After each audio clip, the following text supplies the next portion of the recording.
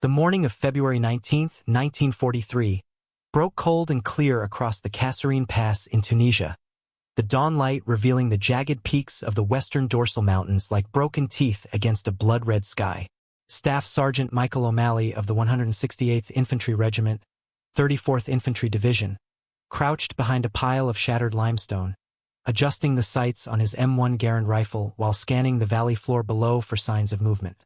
At 24, O'Malley had already survived 18 months of combat training in the forests of Georgia and the deserts of California, but nothing had prepared him for the reality of facing Generalfeldmarschall Erwin Rommel's Afrika Korps in their first major engagement against German forces.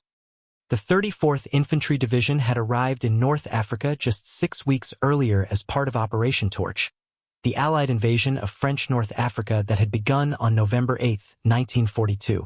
The division's 168th Infantry Regiment, composed largely of National Guard units from Iowa and Minnesota, had been hastily equipped and trained for desert warfare before being thrown into the Tunisia campaign alongside veteran British forces of the 8th Army.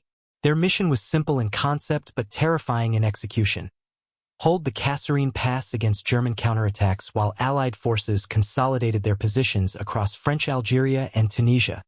O'Malley's foxhole overlooked the main road leading through the pass, a strategic choke point that controlled access to the coastal plains beyond.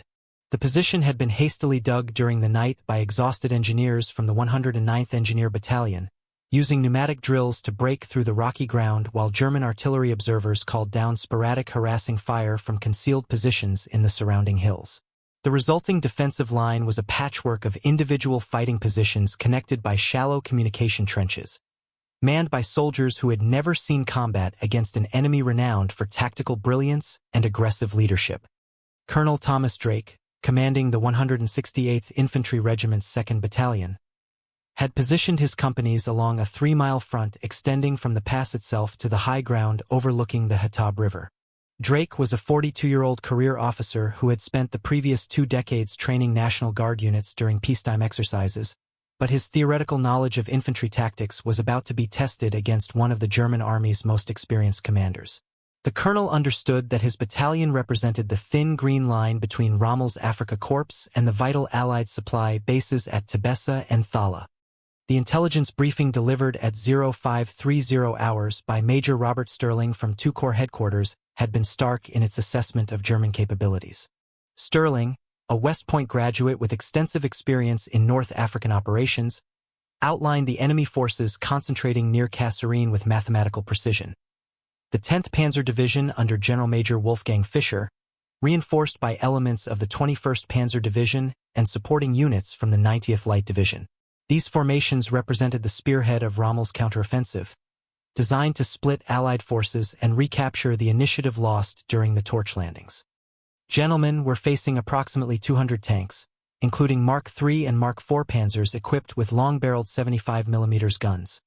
Sterling had explained while pointing to aerial reconnaissance photographs spread across the map table.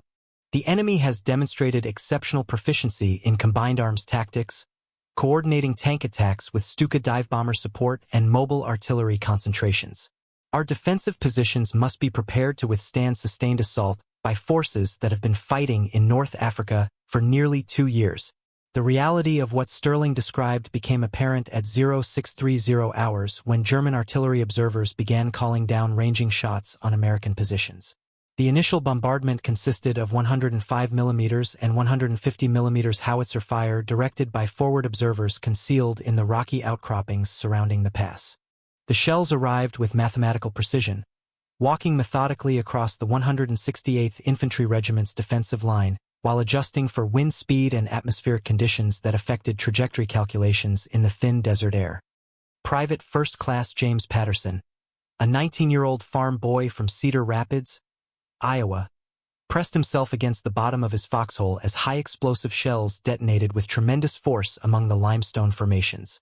Patterson had joined the National Guard 18 months earlier to earn money for college tuition, never imagining that his weekend training exercises would lead to combat against the Afrika Korps in the mountains of Tunisia. Now he clutched his M1 Garand rifle with hands that shook despite his efforts to maintain composure, listening to the distinctive whistle of incoming artillery that grew louder with each successive salvo. The German barrage continued for 45 minutes, systematically targeting American positions with a precision that demonstrated extensive reconnaissance and careful planning. The 10th Panzer Division's artillery regiment had been studying the Kasserine Pass defenses for 3 days, using concealed observation posts to map every foxhole, communication trench, and supply route used by the 168th Infantry Regiment. This preliminary bombardment was designed not merely to inflict casualties, but to disrupt American communications and create gaps in the defensive line that could be exploited by armored spearheads. Master Sergeant William Kowalski, a veteran NCO who had served with the regiment for 12 years, recognized the methodical nature of the German artillery preparation from his position near the 2nd Battalion command post. Kowalski had studied German tactics extensively during pre-war training exercises, developing a grudging respect for their systematic approach to combined arms warfare. Now he watched the enemy bombardment with professional interest, noting how the fires shifted methodically from frontline positions to communication trenches to suspected command posts in the rear. "They're not just throwing shells at us randomly," Kowalski explained to the young soldiers huddled nearby. "This is registration fire. They're zeroing in on specific targets for the main attack. When those panzers start moving, they'll have pre-planned fire support for every phase of the assault." His words carried the authority of experience, but they offered little comfort to men facing their first battle against forces that had conquered most of Europe. The artillery preparation reached its climax at 0715 hours when German 88mm anti-aircraft guns, repositioned for direct fire support, began engaging specific American positions with armor-piercing shells. These weapons, originally designed to destroy Allied aircraft, had proven equally effective against fortified positions when fired at low angles. The high-velocity projectiles struck limestone formations with tremendous kinetic energy, sending razor-sharp rock fragments across the battlefield like deadly shrapnel. Lieutenant Colonel Charles Morrison, the 168th Infantry Regiment's executive officer, monitored the developing situation from his command post located in a natural cave system 2 miles behind the front lines. Morrison was a regular Army officer who had been assigned to the National Guard Regiment specifically to provide experienced leadership during its first combat deployment. He understood that the German artillery preparation was merely the prelude to a major armored assault, but his ability to coordinate defensive fires was severely limited by communication problems caused by the ongoing bombardment. The first indication of the main German attack came at 0745 hours when forward observers reported tank movement in the valley below the pass. These initial sightings consisted of reconnaissance elements from the 10th Panzer Division's 7th Panzer Regiment, advancing in small groups to probe American defensive positions and identify weaknesses that could be exploited by the main assault force. The German tankers drove Panzer III OSV L medium tanks equipped with long-barreled 50mm guns, vehicles that had been combat-tested against British forces throughout the North African campaign. Staff Sergeant O'Malley, observing the German reconnaissance through his binoculars, felt his pulse accelerate as he counted the enemy vehicles methodically working their way through the rocky terrain. The panzers moved with practiced precision, using terrain features for concealment while maintaining mutual support between individual tanks. Their crews had obviously studied the ground extensively, taking advantage of every fold in the landscape to minimize exposure to American anti-tank weapons. The defensive plan developed by Colonel Drake called for the 168th Infantry Regiment to hold its positions until German forces committed to a specific avenue of approach, then concentrate all available anti-tank weapons against the enemy spearhead. The regiment's primary anti-tank capability consisted of 37mm guns from the 701st Tank Destroyer Battalion, weapons that were marginally effective against German armor at close range but completely inadequate for long-range engagements. This limitation forced American defenders to allow German tanks to approach within 500 yards before opening fire, a tactical disadvantage that Rommel's veterans had learned to exploit throughout their North African campaigns. The main German assault began at 0800 hours when 48 Panzer IV OSV F2 medium tanks from the 10th Panzer Division's 8th Panzer Regiment advanced in echelon formation toward the American defensive line. These vehicles represented the Wehrmacht's most effective tank design, armed with long-barreled 75mm guns capable of penetrating any Allied armor at ranges exceeding 2,000 yards. Their crews were veterans of campaigns in Poland, France, and Russia, men who had developed an intimate understanding of armored warfare through years of combat experience. The sight of 48 German tanks advancing in perfect formation across the valley floor created a moment of psychological shock that rippled through the 168th Infantry Regiment's defensive positions. Many of the American soldiers had never seen enemy armor in combat, and the methodical precision of the German advance suggested a level of professional competence that far exceeded their own limited training. The panzers moved at exactly 15 kilometers per hour, maintaining precise intervals while their commanders scanned for targets through high-quality optical equipment. Private Patterson, crouched in his foxhole with an M1 Garand rifle that seemed pathetically inadequate against 40-ton tanks, watched the German advance with fascination and terror. The lead panzer was close enough that he could see the tank commander standing in his cupola, sweeping the American positions with binoculars while speaking into his radio microphone. The German officer appeared calm and professional, directing his crew with hand signals while coordinating the advance with other vehicles in his formation. The 168th Infantry Regiment's anti-tank guns opened fire at 0805 hours, their 37mm projectiles striking the lead panzers without penetrating the frontal armor. The German tanks absorbed the defensive fire without slowing, their thick steel plates deflecting American shells in brilliant showers of sparks. The failure of the anti-tank guns to achieve kills demoralized the infantry companies holding the front line, while simultaneously demonstrating to German commanders that American defensive preparations were inadequate to stop a determined armored assault. Major Sterling, monitoring the battle from his observation post, realized with growing alarm that the 168th Infantry Regiment was facing a tactical situation for which it had never been properly trained. The National Guard units had practiced defending against armored attacks during exercises in Louisiana and California, but those maneuvers had involved obsolete equipment and hypothetical scenarios that bore little resemblance to combat against the Afrika Korps. Now they confronted the reality of German combined arms tactics perfected through 3 years of successful campaigns across Europe and North Africa. The German advance reached the first line of American positions at 0812 hours when the lead panzer, commanded by Hauptmann Klaus Weber of the 8th Panzer Regiment, crashed through the shallow entrenchments held by Company A of the 2nd Battalion. Weber was a veteran tank commander who had fought in France during 1940 and participated in the initial German successes in North Africa, accumulating extensive experience in breakthrough operations against hastily prepared defensive positions. Weber's Panzer IV crushed the American foxholes under its tracks while machine-gunning fleeing infantrymen with methodical precision. The tank's bow machine gun, operated by Unteroffizier Friedrich Müller, swept the American positions with sustained bursts of 792mm ammunition that cut down soldiers attempting to retreat to secondary positions. The psychological impact of the breakthrough rippled along the defensive line as other companies witnessed the ease with which German armor had penetrated their supposedly impregnable positions. Company B, positioned to the left of the breakthrough, attempted to establish a secondary defensive line using natural rock formations for cover. Captain Robert Hayes, commanding the company, was a 30-year-old insurance salesman from Des Moines who had received his commission through officer candidate school just 8 months earlier. Hayes understood that his untested troops were facing a tactical situation that demanded immediate action, but his limited combat experience provided little guidance for stopping a coordinated armored assault. The German breakthrough developed rapidly as additional panzers exploited the gap created by Weber's initial penetration. The 8th Panzer Regiment's 2nd Company, commanded by Hauptmann Ernst Hoffmann, advanced through the breach while engaging American positions with direct fire from their 75mm guns.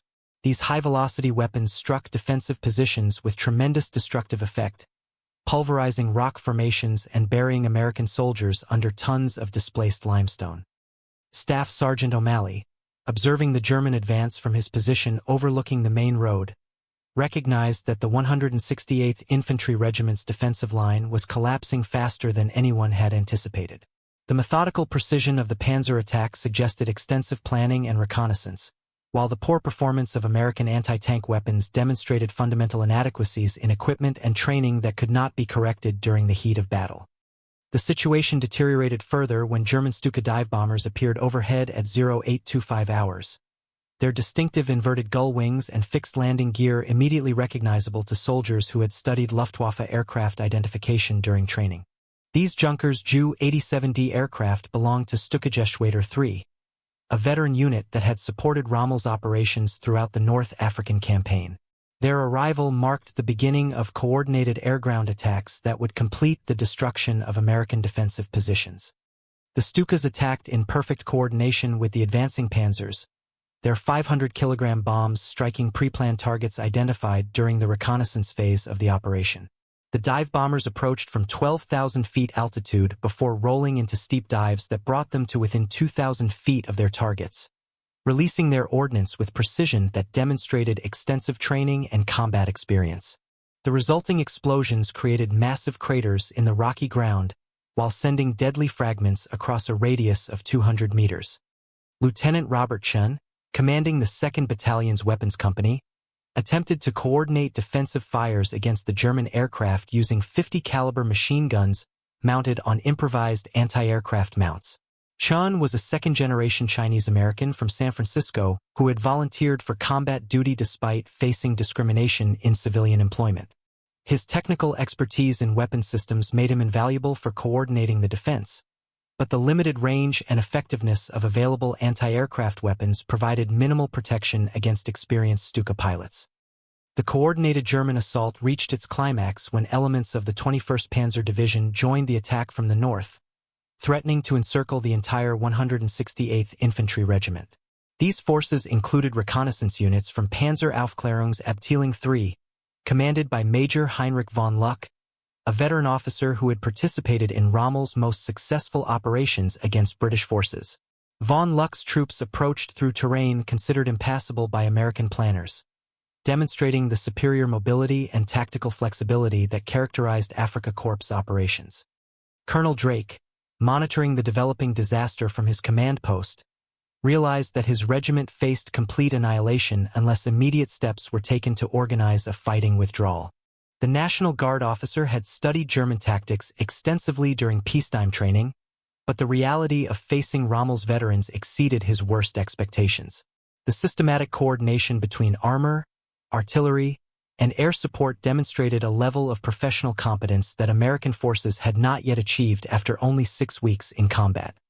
The order to withdraw reached Company A at 0835 hours, but by then most of the unit had already disintegrated under the combined pressure of tank attacks and dive bomber strikes. Captain James Sullivan, the company commander, had been killed when a Stuka bomb detonated directly on his command post, leaving Sergeant First Class Anthony Rodriguez to organize the survivors for evacuation. Rodriguez, a regular Army NCO with 12 years of service, understood that successful withdrawal under fire required discipline and coordination that his inexperienced soldiers had never demonstrated under combat conditions. Private Patterson, retreating with the remnants of his squad, witnessed the systematic destruction of American equipment abandoned during the withdrawal. German tank crews methodically destroyed every piece of military hardware they encountered, using their main guns to obliterate artillery pieces, trucks, and supply dumps that could not be evacuated in time. The 168th Infantry Regiment's carefully accumulated stores of ammunition, food, and medical supplies were reduced to smoking ruins within minutes of the German breakthrough.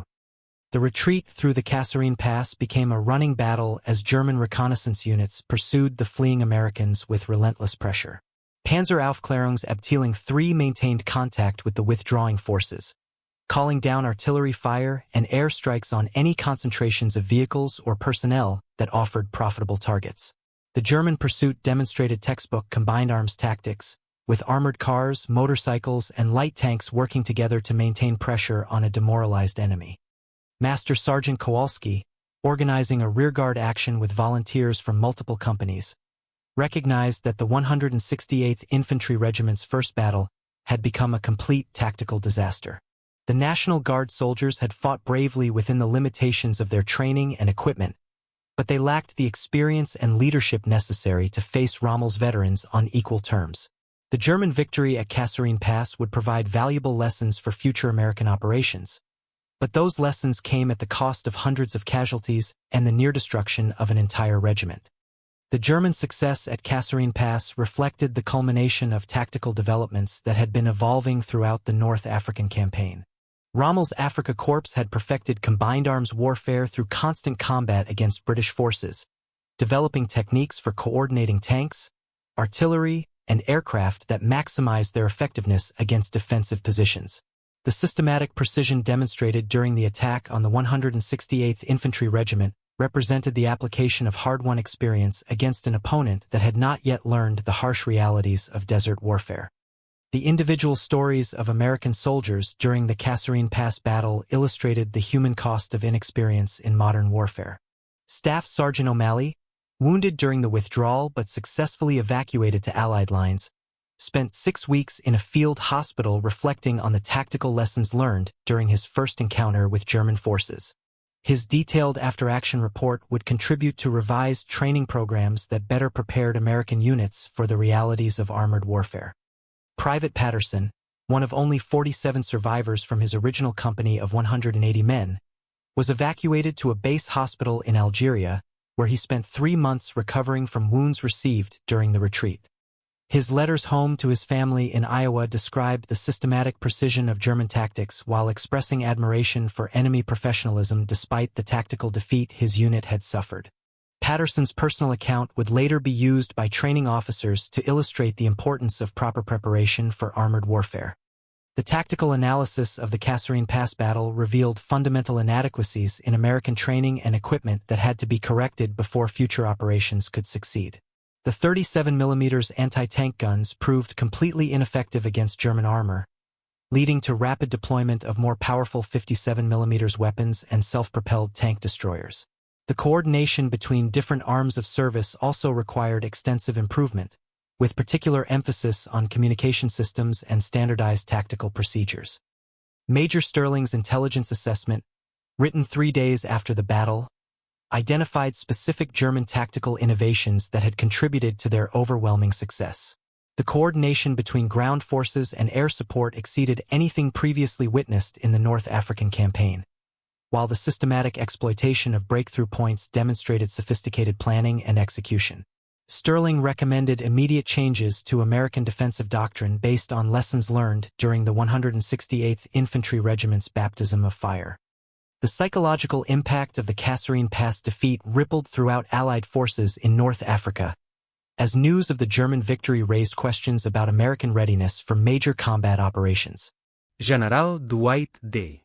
Eisenhower, commanding Allied forces in the Mediterranean, recognized that fundamental changes in training and leadership would be necessary before American units could face German forces on equal terms. The systematic nature of the defeat suggested that incremental improvements would be insufficient to address the performance gap between veteran German units and inexperienced American formations. Generalfeldmarschall Rommel's personal assessment of the Kasserine Pass battle emphasized the professional competence displayed by his subordinate commanders during the operation. The coordination between the 10th Panzer Division and 21st Panzer Division had proceeded according to plan, while the integration of air support had demonstrated the effectiveness of Luftwaffe Army cooperation. Rommel recognized that the American forces showed potential for improvement, but their current state of training made them vulnerable to experienced German units employing proper tactics. The broader strategic implications of the Kasserine Pass battle extended far beyond the immediate tactical victory achieved by the Afrika Korps. The systematic defeat of American forces demonstrated that Allied success in North Africa would require extensive learning and adaptation rather than simple numerical superiority. The German victory provided Rommel with temporary initiative that he would use to launch additional operations against Allied positions, forcing American commanders to accelerate their learning curve under combat conditions. The equipment lessons learned at Kasserine Pass led to immediate changes in American tank destroyer doctrine and anti-tank gun deployment. The failure of 37mm weapons against German armor resulted in priority shipments of 57mm anti-tank guns and M10 tank destroyers equipped with 3-inch guns capable of penetrating Panzer armor at reasonable ranges. These weapon systems would prove crucial during subsequent battles as American forces gradually developed effective tactics for engaging German armored formations. The leadership changes that followed the Kasserine Pass defeat reflected recognition that American commanders needed extensive combat experience before they could effectively face veteran German units. General Lloyd Fredendall, commanding 2 corps during the battle, was relieved and replaced by General George S. Patton, whose aggressive leadership style and tactical expertise would help transform American performance in subsequent operations. The systematic nature of these changes demonstrated that Allied High Command understood the magnitude of improvements required. The training modifications implemented after Kasserine Pass emphasized realistic preparation for armored warfare, with particular attention to combined arms coordination and anti-tank tactics. American units received extensive instruction in German tactical methods, studying enemy procedures to develop effective countermeasures.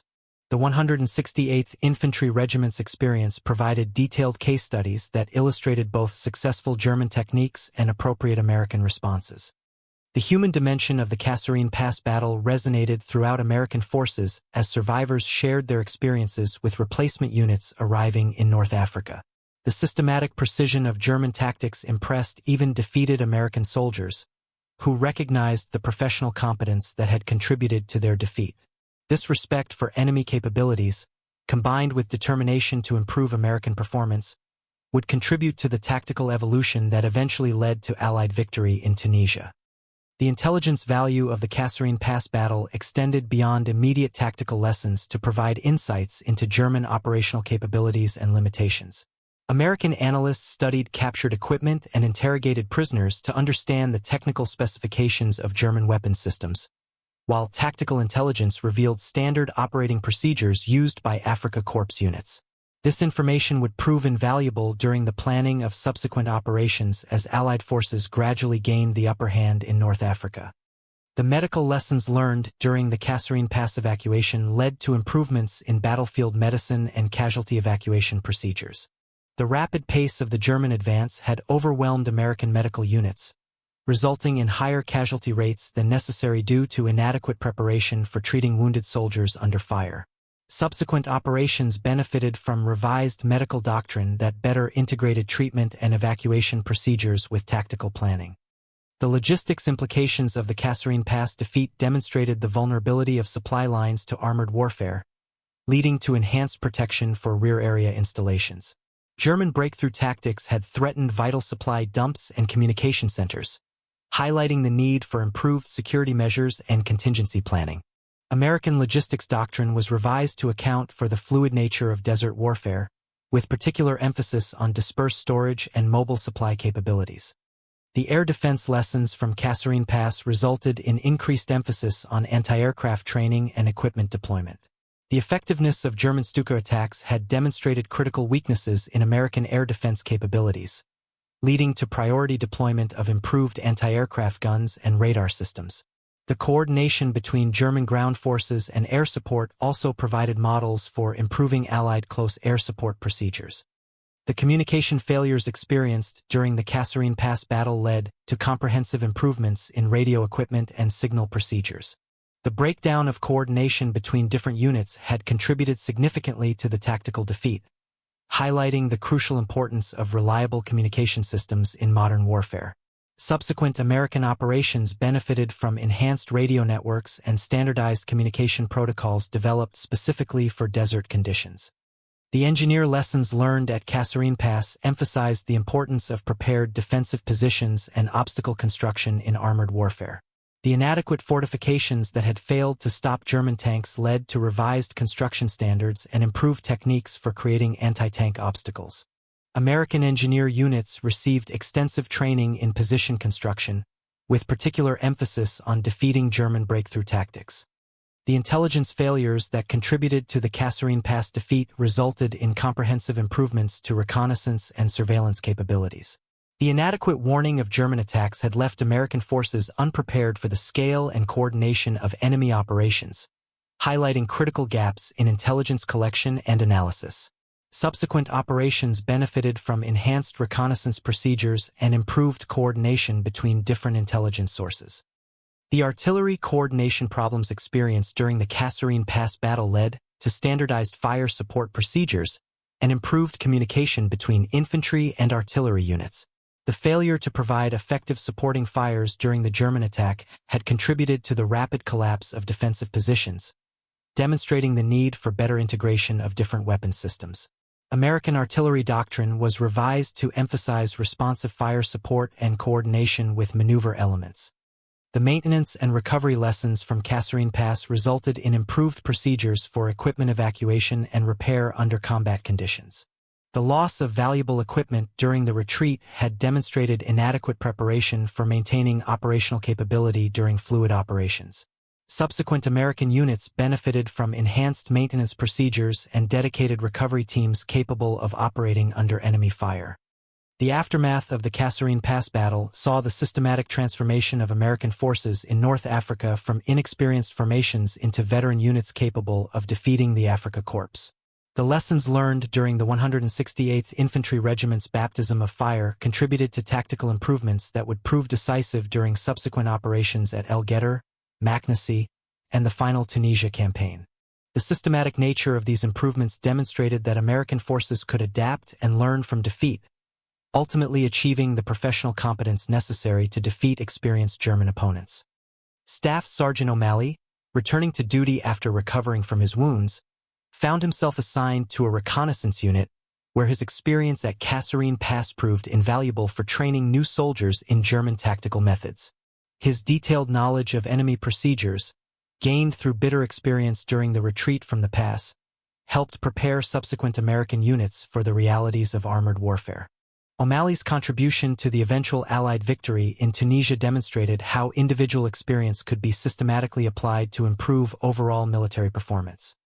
The legacy of the Kasserine Pass battle extended beyond the immediate tactical lessons to influence American military doctrine throughout World War II and beyond. The systematic precision of German combined arms tactics provided a model for coordinating different weapon systems, while the importance of realistic training and adequate equipment became fundamental principles of military preparation.